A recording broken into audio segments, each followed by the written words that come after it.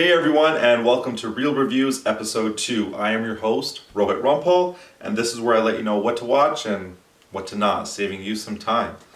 So let's get right into things. The first show I'll be reviewing is LOL Canada Season 1.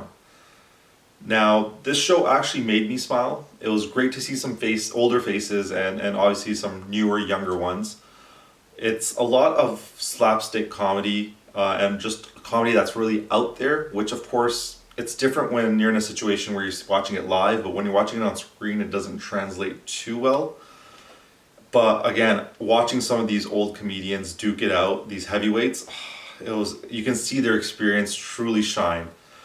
Overall, I tried running this show in the background and multitasking, trying to do multiple things at once, and that's the definition of multitasking. But just running it in the background and doing other things. But I felt like I really need to stay engaged to the show just to get some of the jokes and truly appreciate it. So if you're trying to just have it in the background, a lot of the jokes are just going to go over your head, or you're going to miss a lot of the punchlines, or even just the storylines to some of those jokes. You'll get it when you watch it, if you watch it.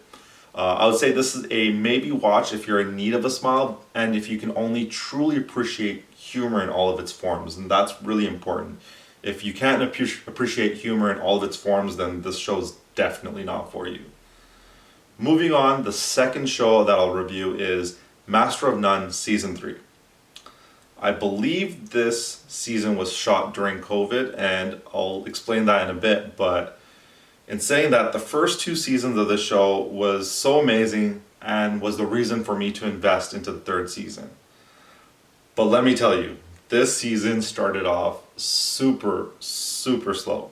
Like, it was as bad as watching paint dry, I kid you not. There was no evidence storyline, there was no reason for me to invest. I found myself tuning in and out.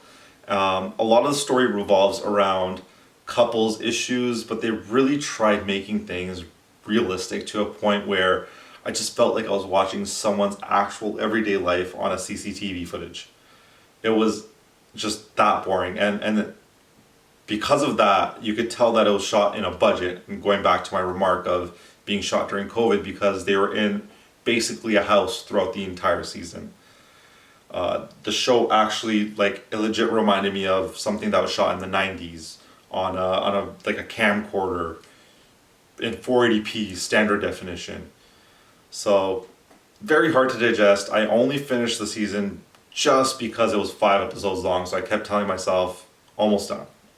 But again, I was tuning in and out. I started doing other things. So don't watch it. Its first 2 seasons, watch. This season, just skip it. Don't bother. The first movie that I'll review is Tinder Swindler. Now, this is a documentary crime that follows the story of an Israeli, Simon Hayat. I may be saying his name wrong. I usually tend to say names wrong, so pardon me if I am, but he claims to be the son of a diamond king. He lures women with his posh lifestyle on Tinder and then proceeds to, well, as the title suggests, swindles them. It was interesting to see the story, very easy to follow, very easy to understand the storyline, but the scale of the situation was very much undersold in the beginning of the show, in the season. And I felt if they had really portrayed the actual scale of the situation in the beginning, I would be more invested. So this wasn't a nail biter at all or an edge of the seat type of show, but had they really shown the scale of the situation ahead of time, maybe it could have been there. Again, if you're into documentaries or social media related films, then this would be a watch for you. Otherwise, you aren't missing anything major. I mean, you may have read about it in the news already or may have seen it in the news. If you love documentaries and you love crime or mystery solving type of shows, then yeah, go for it. Otherwise, you're not missing out. Don't bother. Finally, the second movie that I'll review is Uncharted. Now, this excites me because I am a huge Uncharted fan because I play all the video games. So this movie, like I said, is based on the PlayStation exclusive video game of the same name. So it follows Nathan Drake, who is basically an adventurer, treasure hunter. The movie was a mishmash of several aspects of the game. So I liked how they tried staying true to the actual storylines of the game, They had their own twist to it, but they still kept the nature and essence of what Uncharted is, what makes Uncharted Uncharted. They used a lot of key scenes in the game, which I really enjoyed, to portray some of the storylines. So they actually took, like, not footage from the game, but like they actually took certain situations of the game into the film. Acting was great. Tom Holland actually did justice to the Nathan Drake moniker.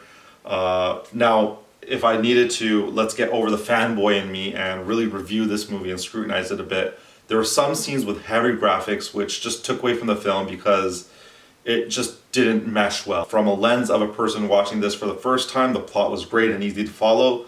For a person who has played the game, you can appreciate the plot and you can predict what's going to happen just because of the games, but still enjoy the movie. And I can't wait to see where they will take this next, if they do decide to take this. But they left it open-ended enough that there's room for sequels, there's room for prequels. I'm hoping this becomes an actual saga.